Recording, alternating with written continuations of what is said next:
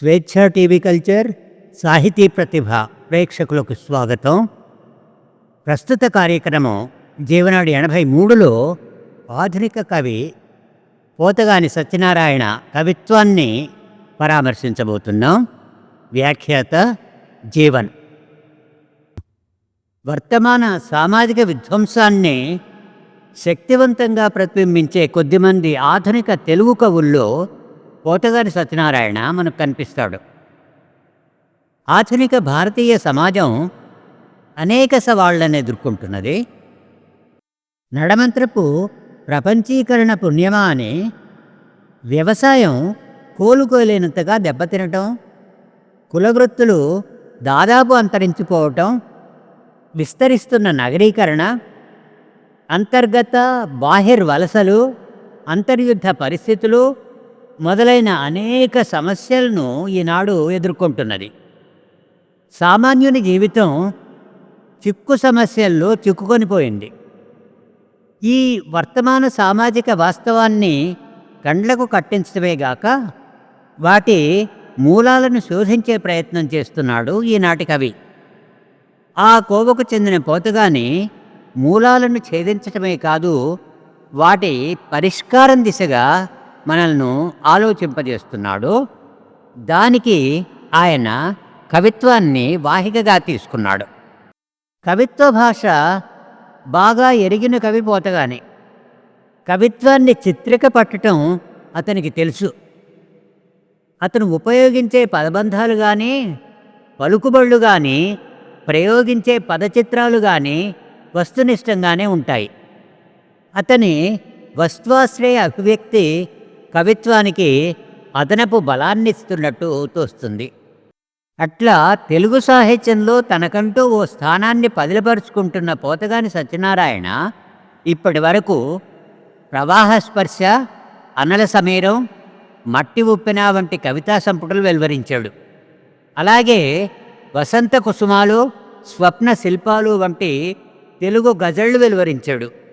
అలాగే హిందీలోని ద్విపదలైన దోహాలను ముళ్ళు పూలు వంటి రచనల ద్వారా తెలుగులో ప్రవేశపెట్టాడు.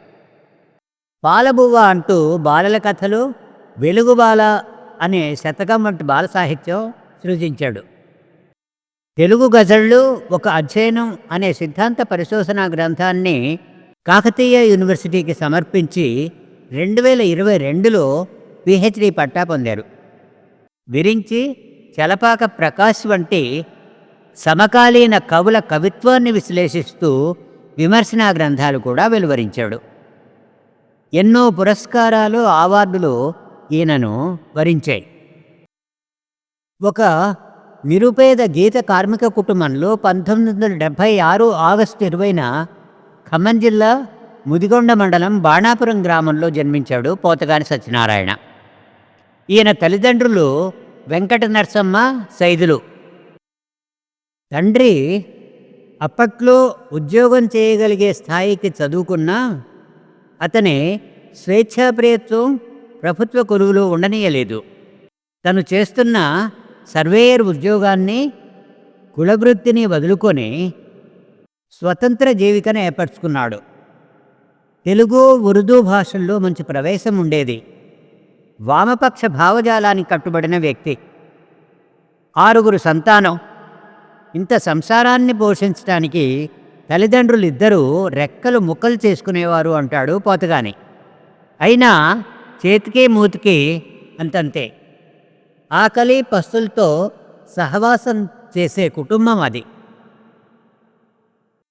తండ్రి వామపక్ష భావజాలంతో తన వ్యక్తిత్వాన్ని తీర్చిదిద్దితే, జీవితాన్ని కాచి వడబోసిన పలుకుబడుల తల్లి ప్రభావం తన కవిత్వంపై ఉంది అంటాడు పోతగాని సత్యనారాయణ. తల్లి మాటల్లో జాలువారే నిసర్గ సుందర తెలంగాణ నుడికారాన్ని పొందికైన పదబంధాల అల్లిక చిన్ననాడే తన మనసుపై గాఢమైన ప్రభావం వేశాయంటాడు. అపారమైన ఆ పదకోశం అతని కవిత్వానికి నేపథ్యంగా మారింది. తెలుగు, హిందీ, సంస్కృత భాషల త్రివేణీ సంగమంలా ఆ 3 భాషల్లోనూ మాస్టర్స్ డిగ్రీ పొందిన పోతగాని కవిత్వం, విమర్శ, అనువాదం, సంపాదకత్వ రంగాల్లో విశేషంగా కృషి చేస్తున్నాడు. ఇహ పోతగారు సత్యనారాయణ కవిత్వంలోకి ప్రవేశించుదాం. ప్రస్తుతం ఆయన వెలువరించిన మట్టి ఉప్పెన కవితా సంపుటి నుండి కొన్ని కవితా ఖండికలు వినిపించబోతున్నాం. ముందుగా కావ్య శీర్షిక ధ్వనించే కవితా ఖండిక పొలిపాట బలిగాకముందే. వినండి. కొమ్మకు వేలాడుతున్న ఎండిపోయిన ములక్కాయల్లా కరెంటు స్తంభాలకు రైతుల కళేబరాలు. నా దేశంలో శవాల దిగుబడి ఎగుమతి స్థాయికి పెరిగింది. ఆడిపోసుకుంటారు గాని ఒక్క పురుగుల్ని తప్ప రైతుల్ని పెట్రల్లా రాల్చేస్తుంటే పురుగు మందులు నాసిరకమైందెప్పుడు? పెట్టుబడుల కుంభవృష్టిలో అప్పుల వరద పొంగుతుంటే విడతల వారి రుణమాఫీలు తెగక తప్పని మట్టి కట్టలు. ఆకుపచ్చదనం తెల్లబోయి చల్లబడకముందే, పులికాని పాట బలికాకముందే, బొందిలో ప్రాణం బొందకు చేరకముందే అఘోరించండి మహాప్రభో. దేవతా వస్త్రాలు కట్టుకొని ప్రపంచ వీధుల్లో ఊరేగుతున్న స్వతంత్ర దేశ పాలెగాళ్ల పాలనలో అన్నదాతల ఆశలు కాగిపోతున్న పెనంపైన చిట్లిపోతున్న కన్నీటి చుక్కలు. పొలంలో వేసిన బోర్లన్నీ గుండెల్లో దిగబడుతుంటే చిరునామా దొరకని భూగర్భజలం కర్షక జీవుల కనుగుడ్ల నుండి ఉబికి వస్తోంది. చెమట చుక్కలతో పంట పండించిన కనికరం లేని దళారోడి దోపిడీకి ఆరుగాలపు శ్రమఫలం బూడిదలో పోసిన పన్నీరవుతోంది. బురద మట్టిని బువ్వగా పండించటం తప్ప బతుకు అప్పుల మంటల్లో కాలిపోతున్న బూడిదై పంట మొక్కలకు ఎరువు కావటం తప్ప ఏనాడో నోరు తెరిచి దేహీ అని అడగట ఎరగనివాడు నారు పోసి పైరు పెంచటం తప్ప పోరు చేయటం తెలియనివాడు అనాథగా ఉరికొయ్యల దండేలకు ప్రాణాలను ఆరేసుకుంటున్నాడు. పై మాటల మురిపేలకు ప్రాణాలు నిలబడవు. ఏలికల నాలికలు ఏరికోరి వల్లించిన ముచ్చట్లు ఎన్నికల వరకే కాదని నిరూపించేందుకు నిప్పులపై నడవాల్సిన రోజు రానే వచ్చింది. ఇప్పుడు రైతన్నకు భరోసా కావాలి, చావుడప్పు మోగని పల్లె కావాలి, జీవి నిలిపే పెన్నిధులు కావాలి. ఆదుకోవాలని యాచించటం కాదు, మట్టి ఉప్పెనై విరుచుకుపడకముందే ఆదేశించే స్వరాలు పెగిలి నా దేశపు వెన్నెముకను నిట్ట నిలువుగా నిలబెట్టే ప్రజాబలం కావాలి. ఈ కవితా ఖండిక రచనాకాలం 27/9/2015. మరో కవితా ఖండిక దారిదీపం మలిగిన రోజు.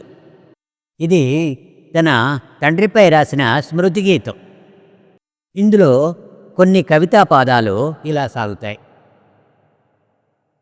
అనూహ్య దృశ్యమొకటి దుఃఖ సముద్రమై పొంగుతుంది. ఉనికి తెలియని ఆవేదన హృదయాన్ని పిండేస్తున్న తడిగుడ్డను చేస్తుంది. భూగోళమంత బరువెక్కిన మనస్సు అణుబాంబు పేలిన చోట ధూళిమేఘంలా సుడులు తిరుగుతుంది అంటూ మొదలై, నాన్న నీవు జీవన సమరాంగణాన అలుపెరుగని యోధుడివి. నీ బాధ్యత మరవని బతుకంతా వెన్నెల కురువని కారడవి. నిప్పులు కురిసే ఎడారి ఒంటరి చెట్టువై మాకు నీడనిచ్చిన రోజులు నాకింకా గుర్తే. నీ పాదాలపై నిలబెట్టి నా లేత చేతుల్ని పట్టుకొని కదిలిపోతుంటే తెలియలేదు నీవు వెనక్కి వెళుతూ నన్ను ముందుకు నడిపిస్తున్నావని. నాన్న, నీ గుండెలపై నా బోసికాళ్ల ముద్రల్ని చదువుకుంటున్నాను. నీ వీపున ఉప్పుమూటనై వేలాడటాన్ని తడుముకుంటున్నాను. నీ చూపుడు వేలుపై నా గమ్యాల మజిలీలు చూసుకుంటున్నాను అంటూ చివరిగా నాన్న, నన్నొక్కసారి సత్యనారాయణ అని పిలువు. నాన్న, నన్నొక్కసారి నడిపోడా అని గద్దించు. నాన్న, నన్నొక్కసారి కొడుకా అని కౌగలించుకో. నాన్న, నన్నొక్కసారి సల్లంగా బతుకు బిడ్డా అని దీవించు. ఇలా ఈ కవిత ముగుస్తుంది. ఈ కవిత రచన కాలం 29/2/2016. కవితా ఖండిక మానవత్వానికి మారణాయుధం. నా తలను తెగనరికితేనే నీకు ధర్మరక్షణ. నా బొటనవేలును ఖండిస్తేనే నీకు గురుదక్షిణ. నా మర్మాంగాన్ని కోసి ప్రాణాల్ని హరిస్తేనే నీ కులానికి పరిరక్షణ. అనాది నుండి నా రక్తమాంసాలను వండుకు తినందే నీకు ఆకలి శాంతించింది లేదు.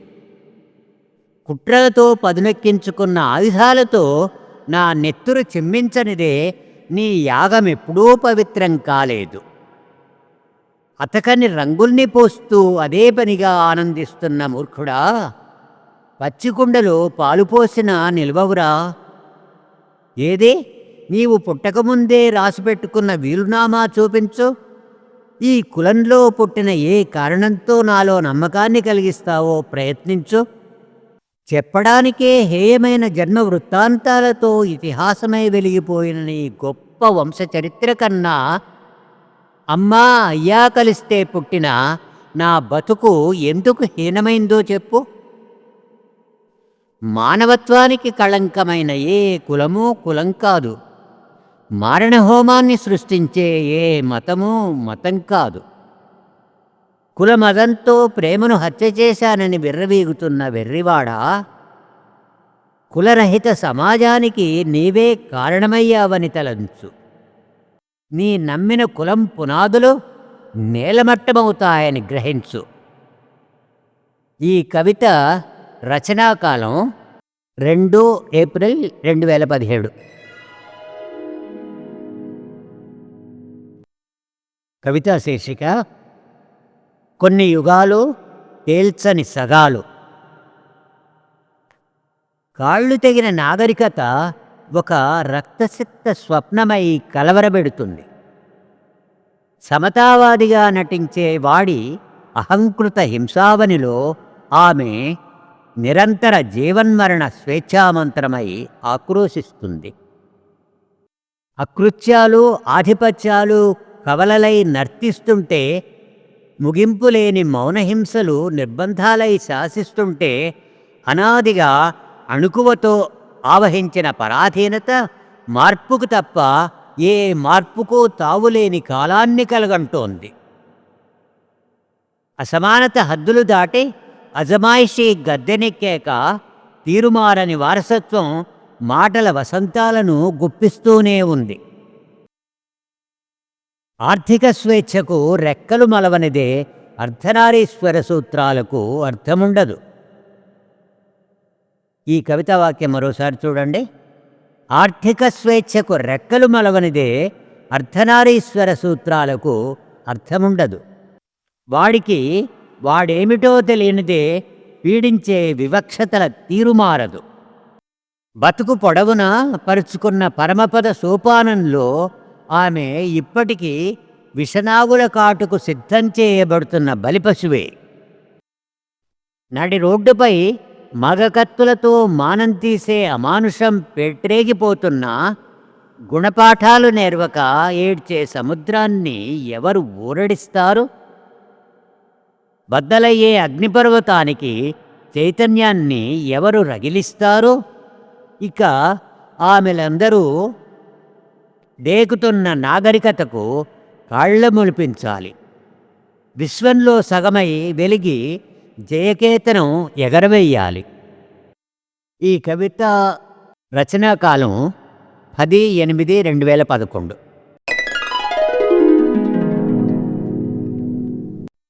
మరో కవిత.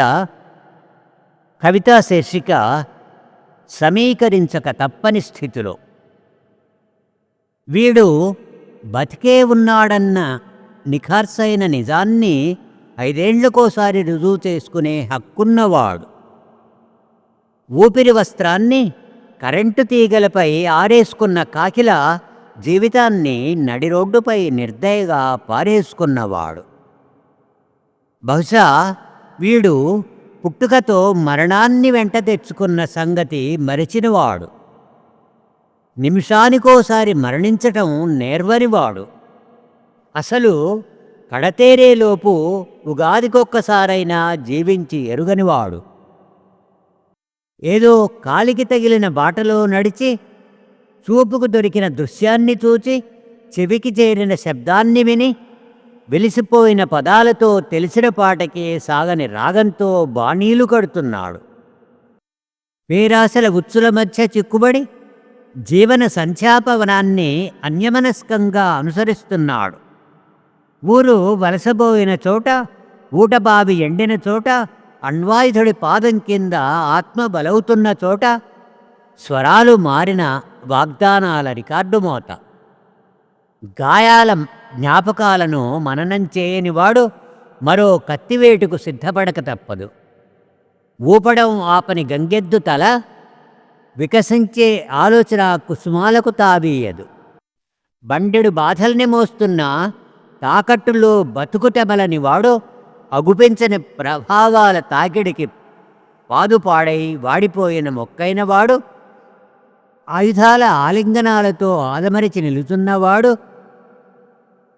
ముడుచుకు పడుకున్న మనసు పిట్టకు ప్రణాళికల రెక్కలు చాచి ఎగిరే అవసరాన్ని ఎప్పుడు కల్పించుకుంటాడో, ప్రత్యామ్నాయ వెలుగుల్ని సమీకరించక తప్పని స్థితిలో ఖచ్చితంగా నిద్ర మేలుకుంటాడు.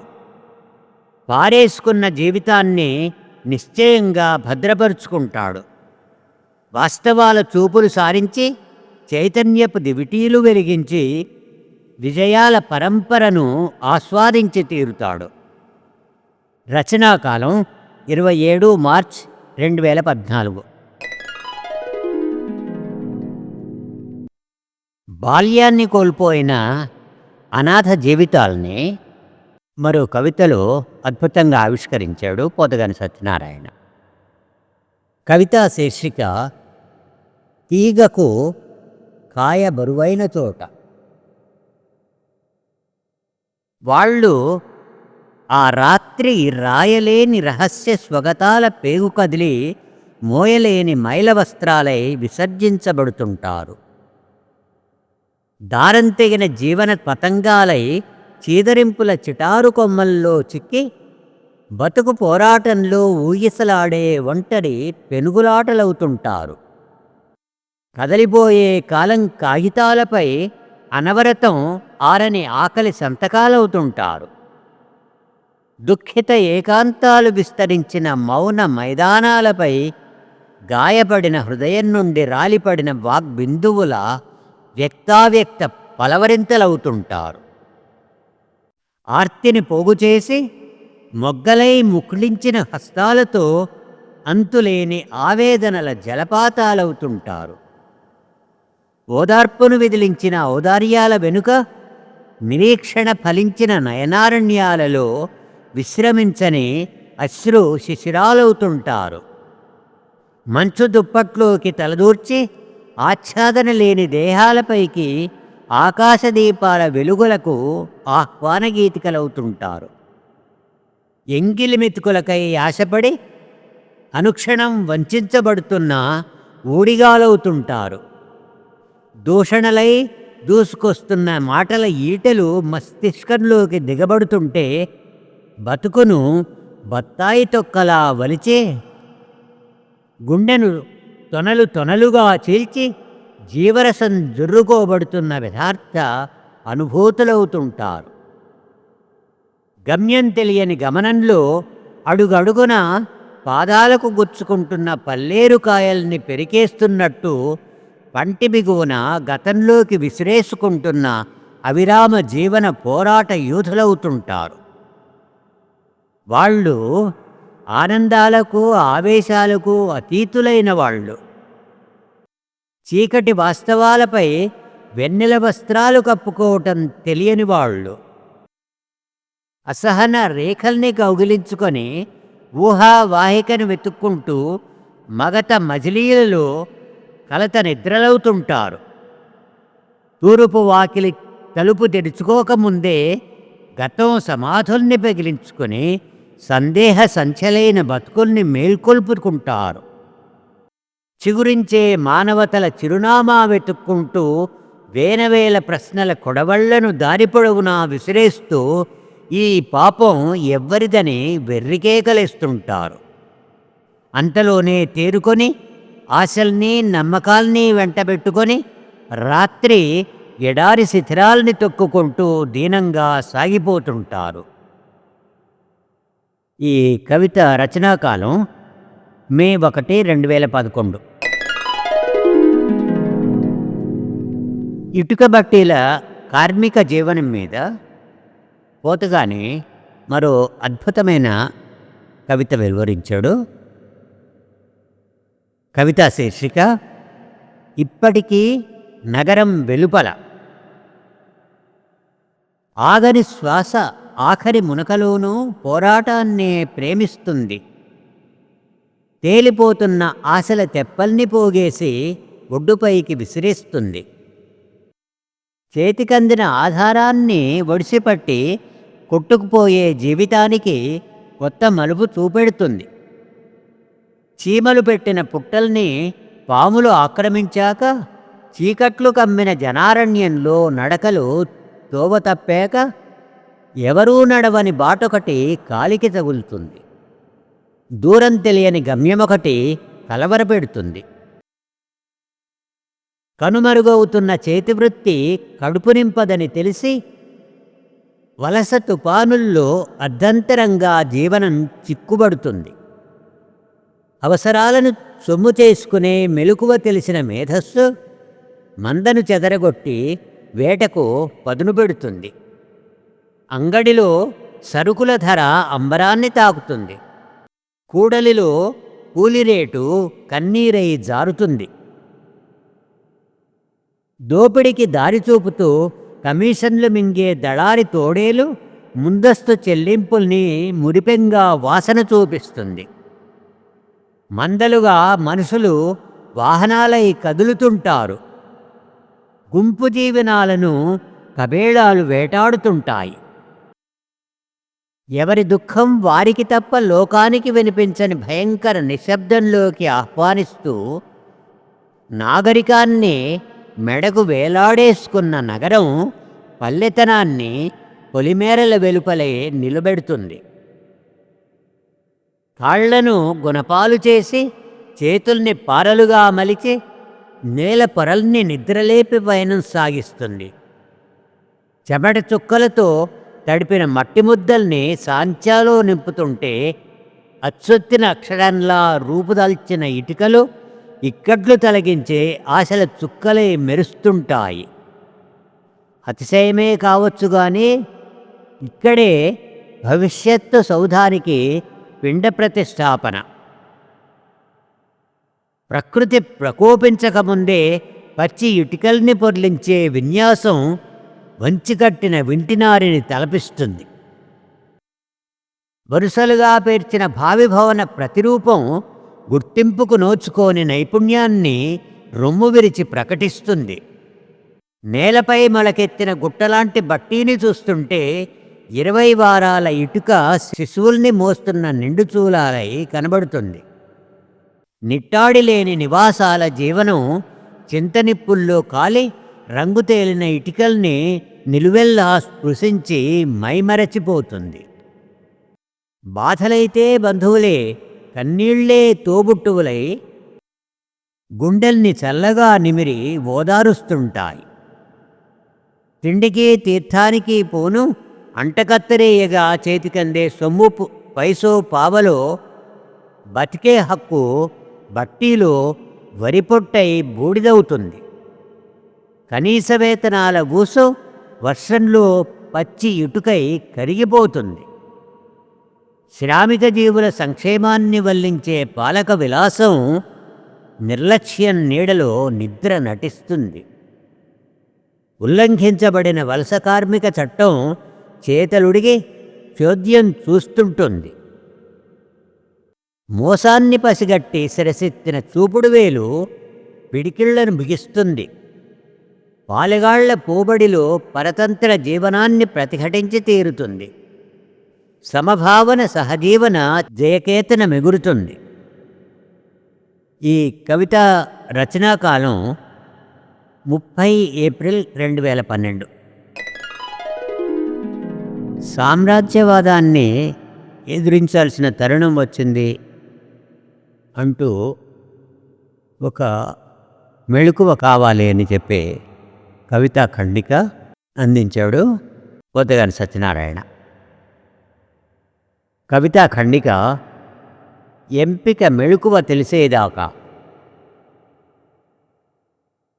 నీ వెంతటి నిబద్ధివైన ఎంపిక ముద్ర విధ్వంసాన్నే ప్రేమిస్తున్నప్పుడు వాడి డాలర్ మృగం వేటాడుతున్న జింకల మందులో నీ ఒక దిక్కుతోసని ప్రాణివై ఎరగా మారుతున్నట్టే గదా. ఆధారాన్నిచ్చే అన్ని రంగాలను వాడు విస్తరించిన విషపు రెక్కలకు ఈకలుగా మార్చుకున్నప్పుడు రాజకీయాన్ని కోడిపిల్లను చేసి డేగకాళ్లతో తన్నుకుపోవటం ఒక లెక్క. అత్యాశల్ని అస్త్రాలుగా మలుచుకొని పశుబలంతో దేశాలను కబళించే ధరాక్రముడికి ఖద్దరు చొక్కాల మెడకు ప్రలోభాల పలుపుతాడు తగిలించి ఆదేశాల చూపుడు వేలుకు చుట్టేయటం ఏ పాటి పని? అవినీతి రక్తం ఎక్కించుకుంటున్న కక్కుర్తి రాజకీయానికి వాడు ఒక వదలని మత్తు. వివేచన విస్మరించిన జగత్తుకిది నిరంతర విపత్తు. ఇది కంటికి రెప్పకు కయ్యం పెట్టే డాలర్ దండయాత్ర. ఇది ప్రజల్ని ప్రభుత్వాన్ని కబ్జా చేసే మార్కెట్ మంత్ర. అస్తిత్వానికై ఆరాటించే ఆలోచనకు ఇంద్రధనస్సును మురిపించే కృత్రిమ వెలుగుల్లో సిద్ధాంత నిబద్ధమైన కిరణాలేవో కనిపెట్టడం కష్టం కాదు.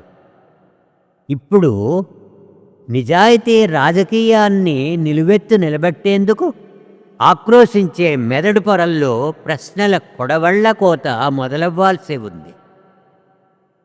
విద్రోహాన్ని సమాధి చేసేందుకు తొట్టుపడని ఎంపిక ముద్రను పునాదిరాయిగా మార్చాల్సి ఉంది. ఈ కవిత రచనాకాలం మార్చి 1, 2014.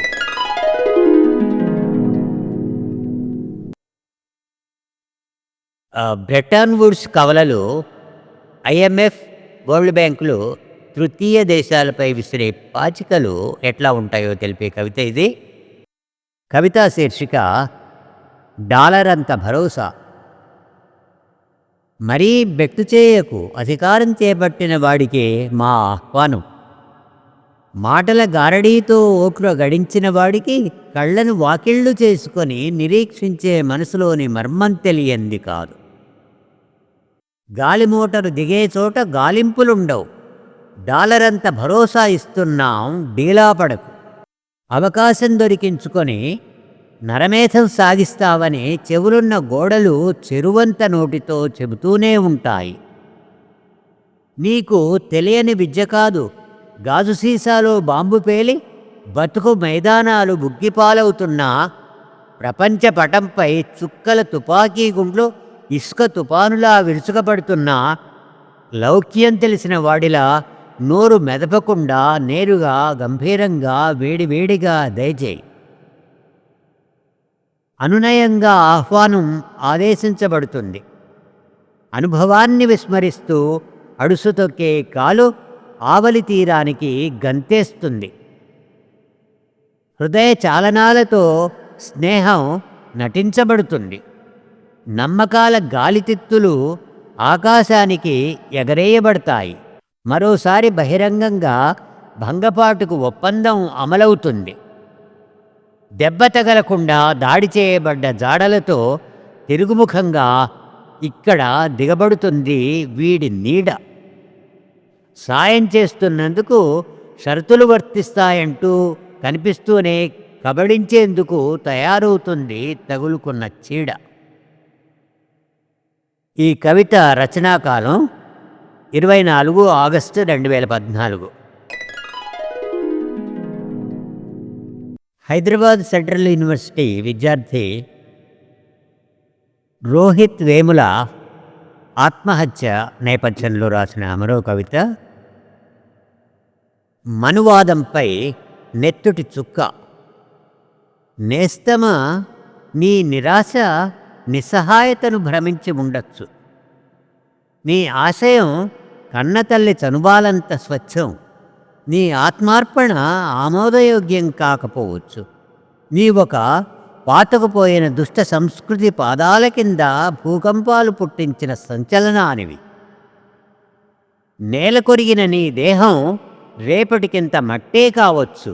అన్యాయాన్ని ధిక్కరించి పోరాటానికి పురుడుపోసిన నీ నిజాయితీ గగనానికి నిప్పులు ఎగజిమ్మే అగ్నిపర్వతమంత ఎత్తు.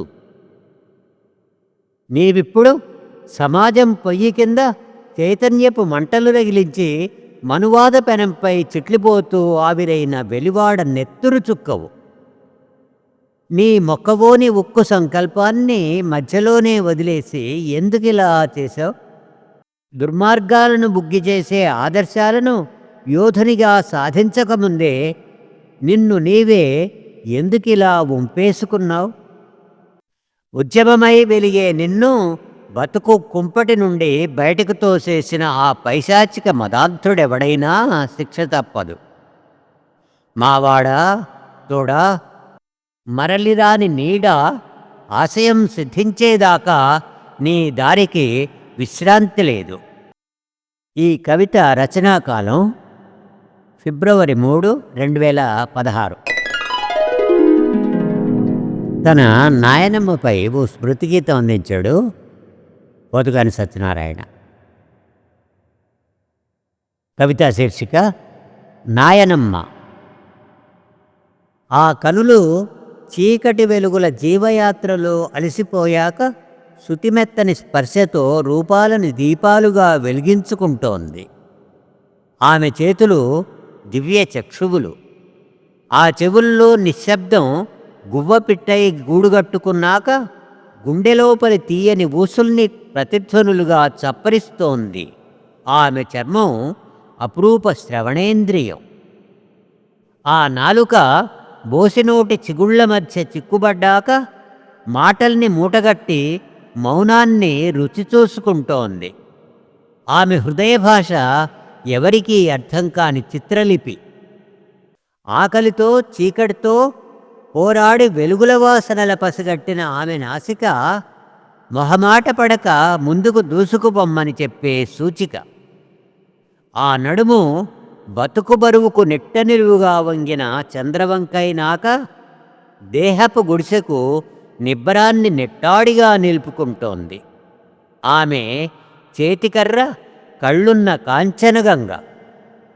అనేకానేక హేమంతాలు విసిరిన చలికత్తుల వేటుకు తట్టుకొని ముడతలు పడిన ఆమె శరీరం లెక్కకు మించిన అనుభవాల దొంతర్లలో మిణుగురు వెలుగుల నక్షత్ర రాసుల్ని దాచుకున్న అందమైన పాలపుంట. ఆమె త్యాగి. ఆ జీవితం మాకు పరిచిన తివాచి. ఆమె యోగి. ఆమెకు సుఖదుఖాలు ఏకరీతి. ఏడాదికొక్కసారైనా చేరువయ్యే పక్షుల్ని చూచి ఆ చెట్టు నిలువెల్లా పులకించి ఆనందబాష్ప వృష్టి కురుస్తుంటే ఎన్నెన్ని అనురాగవనాలు ఆప్యాయతల పూలతీగలై అల్లుకునేవో. ఇప్పుడు ఆ ఒక్క చెట్టే అడవై విస్తరించి మొద్దుల శిథిలమై మిగిలిపోయింది. నిజంగా వృద్ధాప్యం ఎంత దయలేనిదండనో. వాలే ఈగల్ని కూడా తోలని సహనం అలవడిందే ఆమెకు. నిజానికి 100 వర్షాలు కురిసి ఆ సరోవరం ఎప్పుడో పొర్లిపోయింది. కరువు కాటకాల్ని అనుభవాల చేటలతో చెరిగిపోసిన ఆమె అరుదైన జ్ఞాపకాల పుట్ట. కోరుకున్న జీవితాన్ని ఇష్టంగా గడిపిందో లేదో చేరుకునే ఎత్తైన తావు కోసం వెతుకులాట మొదలెట్టింది. మమ్మల్ని దూసేరు తీగలతో అల్లిన సిబ్బుల్ని చేసి బయటకు వంపేసుకున్న గంజిలా తాను చల్లబడుతోంది. ఇకపై కూడా ఆకలి అని అర్థించకుండానే ఆ గంజి కూడా మా కడుపులోకే. ఈ కవిత రచనాకాలం 20 జూలై 2015. కార్యక్రమాన్ని ముగించే ముందు మరో అద్భుతమైన కవితా ఖండిక. పోడు నా జన్మ హక్కు. చెప్పదలుచుకున్నదేదో చెప్పే తీరుతాను, ఆకు ముల్లుపై పడేలోపే ఈనల్ని ఈటెలుగా మలుస్తాను. ప్రాణం నిలిపే పచ్చని వనాలలోనే ఆయువును ఆవిరి చేసే చిచ్చు చెలరేగుతుంది.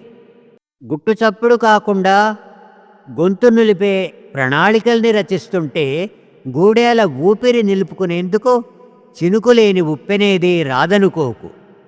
పోడు సాగు సాగించే తీరుతాను. గుండెల్ని దండగట్టి అడవి చుట్టూ పహారా కాయిస్తాను. ఒక్కసారి నా జీవితాన్ని కలగని చూడు. నీళ్లు తాగని చేపల జీవించటం ఎంత కష్టమో తెలుస్తుంది. నాకు అడవి నరికిన చోట పంట పండించకుంటే జీవితమే ఖాయిలా. సాలుసాలుకి పచ్చపండుగ చేసుకునే నాకు అడవి తల్లితో అనుబంధం ఈనాటిది కాదు. అరణ్యాలు తరలించి కాంక్రీటు వాహనాలపై ప్రేమ దుప్పటి కప్పిన వాడివి గదా. పోడు సాగుతో బతుకు పచ్చబరుచుకోవటం అంటే నీకు అర్థం కాదు. నన్ను దారిలేని దరికి తరిమేసినా నీ మైదానంపై ఏనాడైనా కన్నేశానా?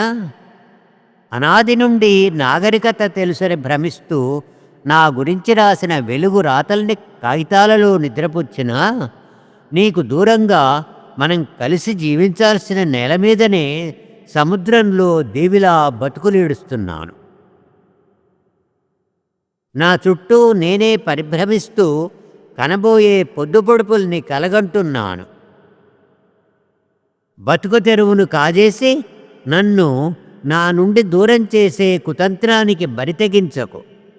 రేపటికి పొడిగించదలిచిన దుర్నీతిని నేటితో ముగించు. నీకు నాకు మధ్య ఉండాల్సిన బంధమేదో నువ్వే తేల్చుకో. ఈ కవితా రచన మే 2, 2017. ఈ కార్యక్రమం ఇంతటితో సమాప్తం. వచ్చేవారం జీవనాడి 84లో మరో అరుదైన కథ ప్రసారం చేయబోతున్నాం. అంతవరకు సెలవు. స్వేచ్ఛా టీవీ కల్చర్ ఛానల్లోని మా కార్యక్రమాలను లైక్ చేయండి, మీ మిత్రులకు షేర్ చేయండి, మీ అభిప్రాయం కామెంట్ రూపంలో మాతో పంచుకోండి. స్వేచ్ఛా టీవీ కల్చర్ సబ్స్క్రైబ్ చేయటం మరవకండి. మీ జీవన్.